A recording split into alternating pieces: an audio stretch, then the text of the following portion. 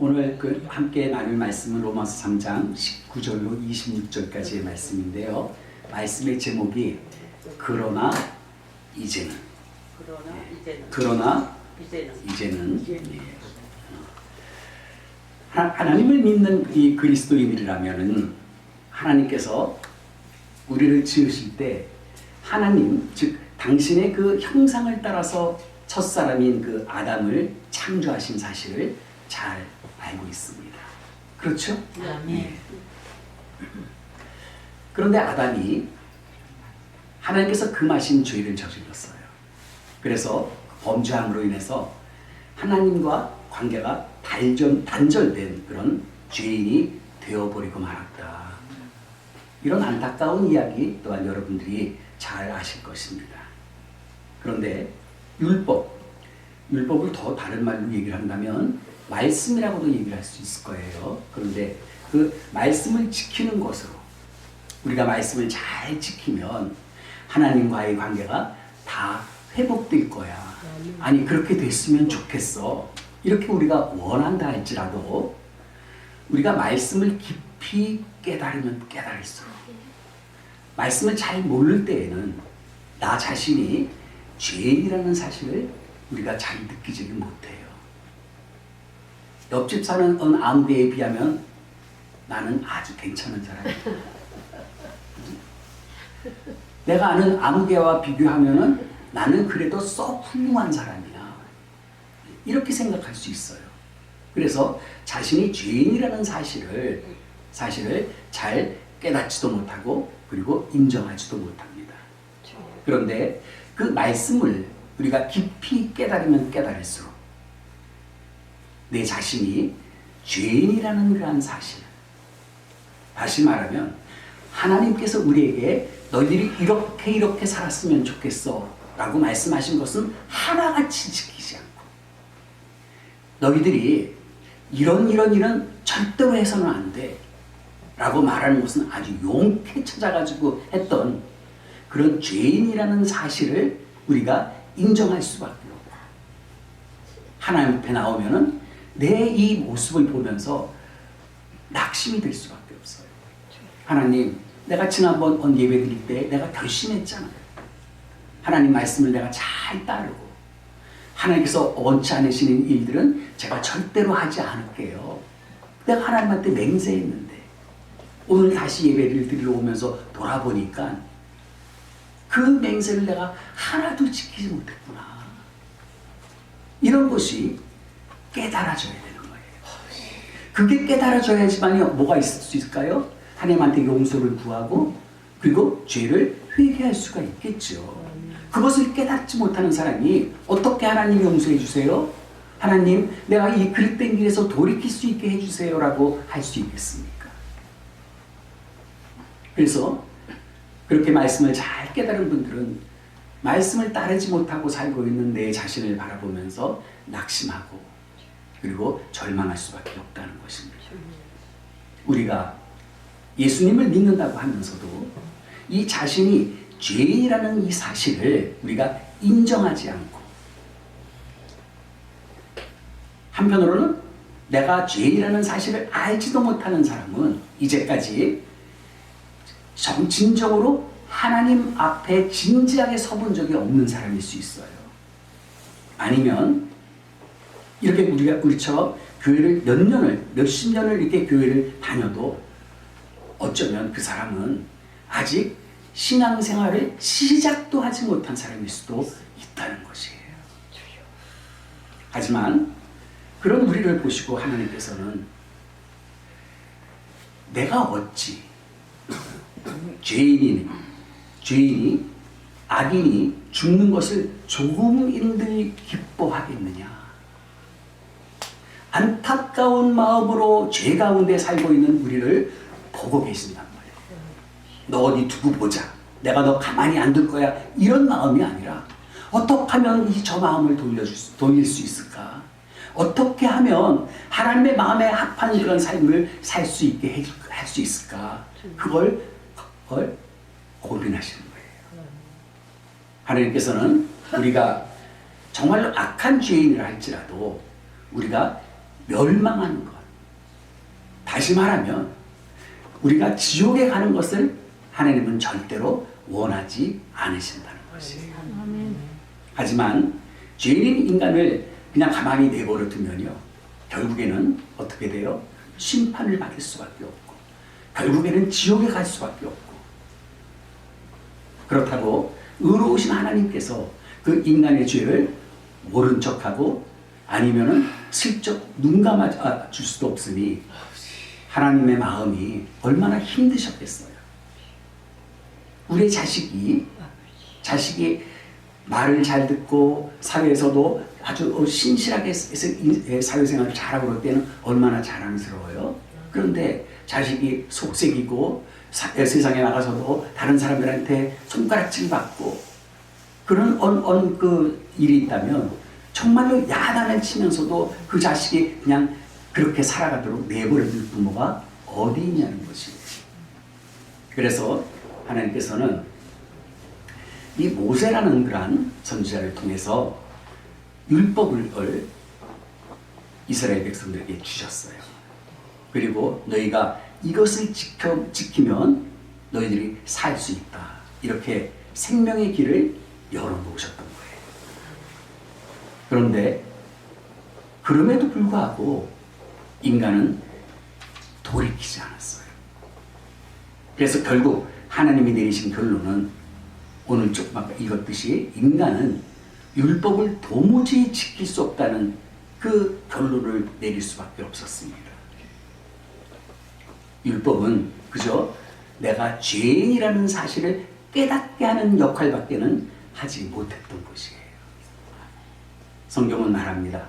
그러므로 율법의 행위로, 다시 말하면 율법을 지키는 것으로 하나님 앞에 의롭다 하심을 얻을 유체가 없나니 율법으로는 다만 죄를 깨달을 뿐이다. 그런데 이것이 굉장히 중요해요. 죄를 깨달아야죠. 우리가 이렇게 말씀을 들으면 한편으로는 마음이 기쁘면서도 한편으로는 우리의 마음이 찔려야지 돼요. 남몰래 내 안에서 눈물이 흘러야지 돼요. 하나님 말씀대로 제가 살지 못했어요. 그래서 우리를 살려주시려고 하나님께서 마련하셨던 그 율법이 오히려 우리를 더 큰 죄인으로 만들어 이제는 율법을 몰랐을 때는 뭐라고 변명을 할 수 있을까요? 난 몰랐어요. 이렇게 빨간불인데 지나가면은 안 되는 줄 난 몰랐어요. 이렇게 변명이라도 할 텐데 이제는 이 율법이 더욱하니 눈앞에 있으니까 그런 변명조차도 이제는 할 수가 없게 됐단 말이에요. 사실 우리가 이 율법이 없었을 때에는 하나님께서 우리에게 원하시는 것이 무엇인지를 몰라서 그래서 내 마음대로 살았어요. 또 내 양심껏 살았어요. 그러나 이 율법을 통해서 하나님께서 내가 원하시는 것은 구체적으로 무엇인지를 알게 된 다음에는 율법을 지킴으로써 하나님 앞에서 의롭다고 인정받을 사람은 아무도 없구나. 율법으로는 다만 내가 죄인이라는 사실을 인정하고 깨달을 수밖에 없다. 이 말씀이 참으로 진리라는 사실을 우리가 알게 될 뿐이라는 것이에요. 희망이 없잖아요. 율법에는 죄를 없애버릴 수 있는 힘은 없습니다. 다만 죄를 다 드러나게 할 뿐이라는 것이에요. 자, 그렇다면은 우리가 하나님께서 우리가 멸망하는 것을 원치 않는다고 그러셨잖아요. 그러니까 가만히 계실 수 없잖아요. 가만 놔두면 다 멸망할 텐데, 다 지옥 갈 텐데. 그러면 하나님께서 스스로 자기가 우리에게 주신, 당신께서 우리에게 주신 그 율법을 아예 없애버리면 어떨까요? 아예. 하나님께서 손수 그 율법을 아예 없애버릴 수는 없습니다. 왜냐하면 율법 자체가 바로 거룩하신 하나님의 성품이기 때문이에요. 그분이 원하시는 것이 무엇인지를 우리에게 가르쳐 주시기 때문이라는 거예요.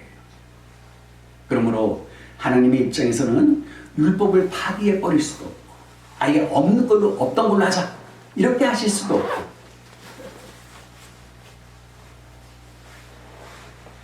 인간을 죄로부터 구원할 수 있는 다른 방법은 뭔가 없을까? 이것을 하나님이 고민하게 되시는 거죠. 우리가 죄를 범하면 하나님께서는 그 죄값대로 심판하신다고 분명히 말씀하셨어요. 하지만 한편으로는 우리를 너무너무 사랑하시기 때문에 우리를 한편으로는 우리의 죄를 용서하시면서도 그분의 거룩하시고 그리고 그 의로우심은 그대로 유지를 해야 되는 그 길이 무엇인가, 그 방법이 무엇일까를 고민하고 찾으셨던 것이에요. 얼마나 어려운 일이에요. 그 마음이 아까 읽었던 오늘 본문 25절과 26절에 그대로 기록이 되어 있습니다. 제가 읽을게요.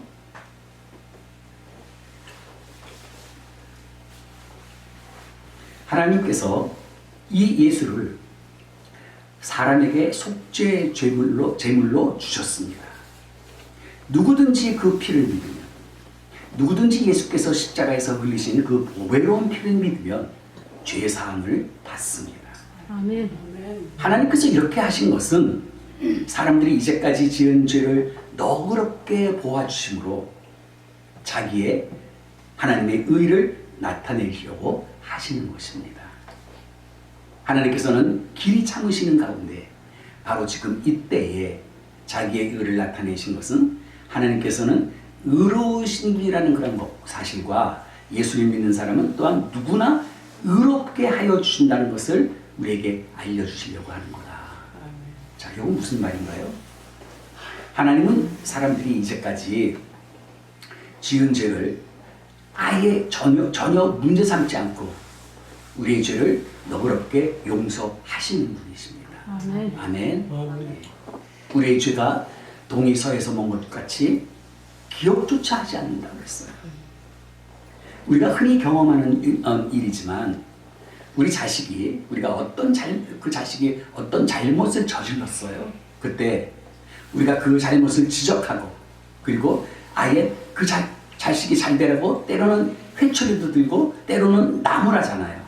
그런데 그렇게 하지 않고 무조건 그 자식을 덮어주는 것이 비록 부모가 인생을 막 사는, 예수도 믿지 않고 인생을 막 사는 그런 의롭지 못한 사람이 할지라도 그런 사람이라 할지라도 자기 자식이 나쁜 길로 가는 것을 내버려 두는 것이 쉽겠습니까? 아니잖아요.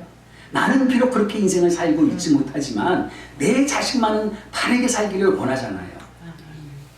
그냥 그렇게 살도록 그냥 우리 자식을 내버려 둔다면 자식도 자신처럼 세상에서 사람들로부터 손가락질을 받는 인생을 살게 될 것이고 그것이 불을 보듯이 너무 뻔하지 않습니까? 그러므로 거룩하시고 의로우신 그 하나님께서 죄인인 인간을 무조건 용서하시고 의인으로 받아주신다는 것은 있을 수가 없는 일이에요. 그런 하나님께서는 마침내 우리의 죄를 문제 삼지 않고 앓으시고 그래서 죄로부터 구원하시면서도 동시에 하나님의 의로우심, 하나님의 그 거룩하심도 지킬 수 있는 길을 우리에게 제시하셨어요. 아멘. 이게 살 길이에요.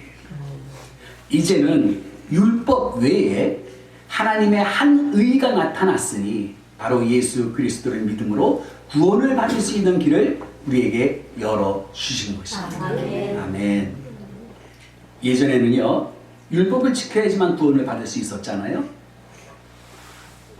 그런데 죄인인 인간은 그 율법을 지키지 못하고 그저 죄만 깨달을 뿐이었는데 이제는 새 생명의 길이 열렸다는 말이에요. 예전에는요, 우리가 의롭게 살아서 하나님께 인정을 받아야지만 죄로부터 구원을 받을 수가 있었는데 그것이 인간에게 불가능하기 때문에 하나님이 새로운 길, 새 생명의 길을 열어놓으셨습니다. 이것이 바로 율법 외에 다른 길이라는 것이에요. 율법 외에 다른 길을 열어놓으셨는데 그 다른 길이라는 것은요, 율법을 아예 없애버리는 것이 아니라 율법의 행위와 관계가 없이 우리가 의롭다고 인정받을 수 있는 길이 열렸다는 얘기입니다. 행하는 것으로 구원받을 수 있었던 옛날 그 율법 시대에서 이제는 믿음으로만, 믿기만 하면 구원받을 수 있는 믿음의 시대가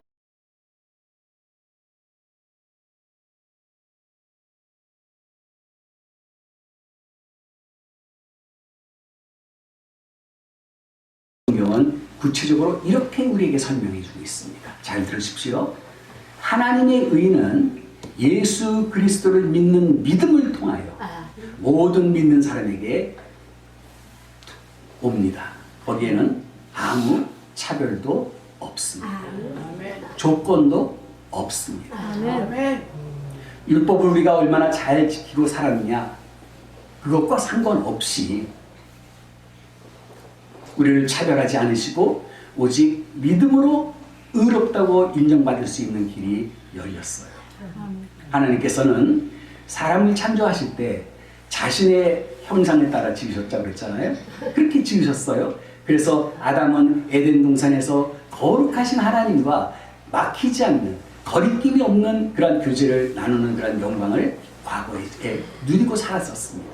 그런데 그 아담이 범죄한 이후에 하나님의 형상을 닮은 모습은 그대로인데 하나님과의 관계가 단절된 채 에덴 동산에서 쫓겨나게 되었고, 그 이후 이 아담의 자손인 인류는 생로병사의 고통을 안고 하루하루를 힘겹게 살아야 되는 그런 운명이 되어버리고 만 것입니다.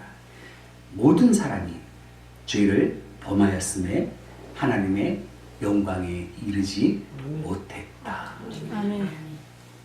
그런 인류에게 예수 그리스도를 믿음으로 구원받을 수 있는 새로운 길이 열렸어요. 아멘. 하나님께서 이 예수를 사람에게 속죄의 제물로 주셨습니다. 누구든지 그 보배로운 피를 우리가 믿으면 죄사함을 받습니다. 아멘. 하나님께서 이렇게 하신 것은 사람들이 이제까지 죄를 너그럽게 이제까지 지었던 모든 죄를 너그럽게 보아주심으로 자기의 의를 나타내려는 것이었다. 여러분, 하나님은요, 사랑하는 아들 예수님을 우리 죄값을 대신해서 십자가에 화목 제물로 드리셨어요. 그래서 누구든지 예수만 믿으면 하나님과 화목할 수 있도록 해 놓으셨습니다. 하나님께서는 자신의 그 거룩하신 그리고 공의로우신 것을 그대로 지키면서 죄인인 우리를 의인으로 받아들일 수 있는 근거를 마련해 놓으신 거예요. 한마디로 하나님의 사랑은 그대로 실천하시면서 죄값대로 치를 수 있는 방법을 찾아내셨다는 것입니다. 아멘. 이처럼 예수님의 죽으심에는 말로 다 할 수 없는 그 하나님의 지혜와 그리고 하나님의 한없는 은혜가 그 십자가의 죽으심에 담겨 있습니다. 이것을 우리는 믿음으로써 구원받을 수 있다. 이것이 은혜예요. 아멘. 이 은혜를 세 가지 관점에서 더 짧게 한번 살펴볼게요. 첫째, 예수님의 그 죽으심은요, 우리를 죄로부터 구속하신 은혜가 그 안에 들어 있습니다. 바로 십자가 안에요. 그리스도 예수 안에 있는 속량으로 말미암아 하나님의 은혜로 값없이 의롭다 하심을 얻는 자가 되었다. 아멘. 될 것이다가 아니에요. 되었다. 여기서 조금 아까 제가 속량이라는 단어를 말씀드렸는데 이게 잘 우리가 쓰지 않는 것 단어잖아요. 다른 말로 하면 구속인데 이 구속이라는 말도 그렇게 쉽게 자주 쓰는 말은 아니에요. 이 말은 속량, 구속은 노예 시장에 노예가 있어요. 그런데 어느 사람이 가가지고 그 노예의 몸값을 자기 돈으로 지불하고 그래서 그 노예를 샀어요. 그러면 어떻게 돼요? 이제는 자기 집으로 데리고 가가지고 노예로 그리고 종으로 부려 먹으면서 본전을 뽑아야 될 거 아닙니까? 그런데 자신의 돈을 주고서 그 노예를 사가지고 노예에게 이렇게 얘기를 하는 거예요. 너에게 자유를 줄 테니 내가 네 몸값을 다 치렀으니까 너는 이제는 내가 너를 자유롭게 해주면 너는 세상에 나가서 자유로운 사람으로 살아갈 수가 있는 거야. 우리가 잘 아는 바와 같이 죄의 삭은 뭡니까? 사망이에요. 우리는 이미 이 죄를 범했기 때문에 그 죄값으로 영원히 죽어야 마땅한 그런 존재일 것입니다. 그런데 예수님께서 세상에 오셔서 우리가 받아야 될 그 죄값을 대신해서 십자가에서 죽으심으로 하나님의 의를 우리에게 선물로 주셨습니다. 아멘. 예수님께서 우리의 죄값을 하나님께 대신 지불하신 거예요. 우리가 범죄했기 때문에 그것으로 인해서 하나님께서 받으셨던 모든 고통을, 때로는 인간이 지으신 것을 후회까지 하셨던 그 고통을 예수님이 십자가에서 다 보상해 드리셨다는 것입니다. 아멘. 두 번째로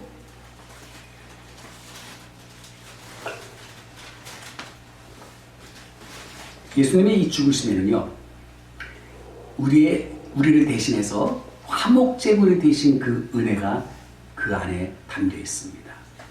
화목제물이라는 것은요, 인간과 하나님과의 관계가 단절됐잖아요. 그 단절된 관계를 다시 회복시키는 그러한 제사를 말하는 거예요. 화목제물이라는 것은. 그러니까 노아 시대에, 노아의 방주 아시죠? 네. 노아 시대에 사람들의 마음이 얼마나 악했던지 하나님께서는 악한 사람들을 보시면서, 악한 세상을 보시면서 사람 지으신 것을 후회하셨어요. 내가 짓지 말았어야 했는데. 한탄하시고, 그래서 이 세상을 어떻게 해요? 홍수로 다 심판하셨습니다. 그때 하나님의 은총으로 유일하게 살아남은 이 노아의 가족이 이제 홍수가 끝났어요. 또 방주가 물 위에서 둥둥 떠다니던 방주가 이제 물이 빠지면서 땅에 딱 닿았어요. 그렇게 홍수가 끝나자 제일 먼저 노아가 한 일이 무엇인지 아세요? 방주에서 나와서 하나님께 제사를 드린 거예요. 하나님은 그 제사를 받으시고 나서는 뭐라고 말씀하셨냐면, 내가 다시는 사람들로 말미암아 이 땅을 저주하지 않겠다, 이렇게 약속을 해주셨습니다. 이것이 은혜예요. 짐승을 제물로 바친 그러한 제사를 노아는 드렸잖아요. 예, 그런데 그것으로 하나님의 진노가 풀렸다면 그 제사는 얼마나 놀라운 제사입니까? 그런데요, 예수님께서는 우리를 위해서 자기의 몸을, 노아는 짐승을 잡아서 제사를 드렸는데 예수님께서는 몸소 자기의 몸을 바로 그 화목제물로 드리심으로 인간과 그리고 하나님과의 관계가 다시 회복될 수 있는 길을 예수께서 열어놓으셨어요. 아멘. 여러분, 짐승으로 제사를 드려도 하나님의 그 진노를 누그러뜨릴 수가 있었다면 죄 없는 하나님의 아들을 제물로 드리는 그 제사는 말해 못하겠습니까? 얼마나 하나님의 마음이 위로가 됐고 얼마나 하나님이 흡족해 하셨을까요? 우리를 향한 그 하나님의 진노가 아무리 뜨거운 이 풀무불처럼 타오를지라도 화목제물이 되셔가지고 십자가에 달리신 그 예수 그리스도를 보시고 우리를 향한 그 진노를 이제는 거두어 주신다는 겁니다. 죄 없는 독생자 예수님의 죽음이 너무너무도 귀한 것이기 때문에 하나님께서는 우리를 향한 진노를 거두시고 다시 우리를 자녀 삼아주시고 우리를 용서하시고 그리고 우리를 다시 그 품에 안아주십니다. 마지막으로 이 예수님의 그 죽으심에는 우리를 의롭게 하시는 은혜가 들어있어요. 또한 예수 믿는 자를 의롭게 하려 하심이라 이렇게 말씀했잖아요. 예수님은 완전하신 분이세요. 그분은 의로우신 분이세요. 그런데 그분이 죄로 얼룩진, 죄로 더럽혀진 그 무더기 옷을 벗겨버리시고 하나님이 예비하신 의의 옷을 우리에게 입혀주십니다. 죄의 노예가 돼서 살던 우리가 이제 죄로부터 자유의 몸이 된 것이에요. 예수님의 그 의로우심 때문에 의인이 아닌 우리가 의인으로 이제는 역임을 받게 되었다는 것입니다. 아멘. 얼마나 큰 은혜예요. 우리 모두는 다 그런 하나님의 놀라우신 은혜를 이미 받은 사람이라고 믿습니다. 예수 그리스도의 그 십자가는 우리 입장에서는요, 우리가 구원을 받을 수 있는 생명의 길이지만 하나님의 입장에서 본다면 우리를 구원하실 수 있는 길이 된 거예요. 우리를 구원하실 수 있는 방편이 된 거예요. 이 진리를 우리가 참으로 깨달았다면 우리도 바울처럼 이렇게 고백하지 않을 수가 없을 것입니다. 저는 저와 여러분들의 그 고백이 바로 이 고백이었으면 좋겠어요. 하나님의 그 부유하심, 그 넓은 가슴, 어찌 그리 크신지요. 하나님의 그 지혜와 지식은 어찌도 그렇게 깊고 깊으신지요. 그 어느 누가 그 하나님의 판단을 헤아려 알 수 있으며 어느 누가 하나님의 길을 더듬어 찾아낼 수 있겠습니까? 할 수 없어요. 그런데 이제 하나님께서 은혜로 그것을 할 수 있게 해 주셨다는 것입니다. 예수 그리스도의 십자가 죽음이 없었다면 저와 여러분이 가야 될 길은요, 딱 하나 정해져 있었습니다. 지옥이에요. 지옥에 간다고 여러분 한번 상상해 보십시오. 얼마나 끔찍하고 얼마나 소름 끼치는 일입니까? 그런데 예수 그리스도께서 하나님과의 그 관계가 회복되도록 새 생명의 길을 열어놓으셨으니 이것이 얼마나 큰 은혜인가요? 옛날에 선한 임금이 하나 있었어요. 그런데 이 임금이 보니까 백성들이 너무나 많이 죄를 저지르고 살아요. 엉망으로 살아요. 이래서는 나라가 꼴이 안 되겠다. 그래서 왕이 명령을 내립니다. 앞으로 이러이러이러한 죄를 범하는 백성이 있다면 그 벌로 그 죄인의 두 눈을 뽑아버리겠다. 이런 끔찍한 그런 명령을 내렸어요. 어명을 내린 거예요. 그런데 안타깝게도 딱 하나밖에 없는 그 왕자가 그만 그 죄를 저지르고 말았습니다. 아니, 백성들이 죄를 짓지 못하도록 임금인 왕이 친히 직접 만든 법인데 자기 자식을 살리기 위해서 자신이 정했던 또 지키라고 백성들에게 얘기했던 그 법을 없애버리거나 무시할 수는 없지 않습니까? 예. 그래서 법은 법대로 지키면서 아들도 살릴 수 있는 그런 방법은 없을까? 밤잠을 못 이루고 고민하던 왕에게 문득 한 가지 방법이 떠올랐습니다. 아들의 두 눈을 뽑아야 되니까 아들의 눈 하나만 뽑고 하나는 왕이 내 눈을 뽑겠다. 그렇게 되면 왕이 내린 그 법은 법대로 지키면서 아들이 평생 맹인으로 살게 되는 그 불행도 막을 수 있지 않겠습니까? 정말로 참으로 대단한 그 자식이고 제 자식 사랑이고 그리고 현명한 왕이라고 할 수 있어요. 하지만 여러분, 죄인인 우리는 어떻게 돼요?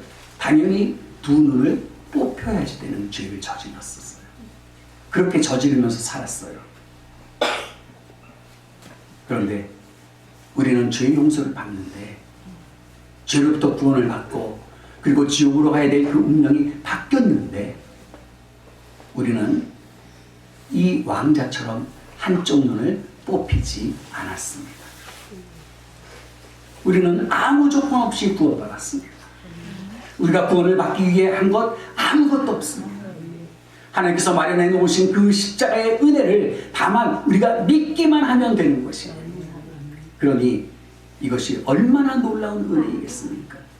저는 이 감사의 계절에 여러분이 그 은혜를 잊지 말았으면 좋겠어요.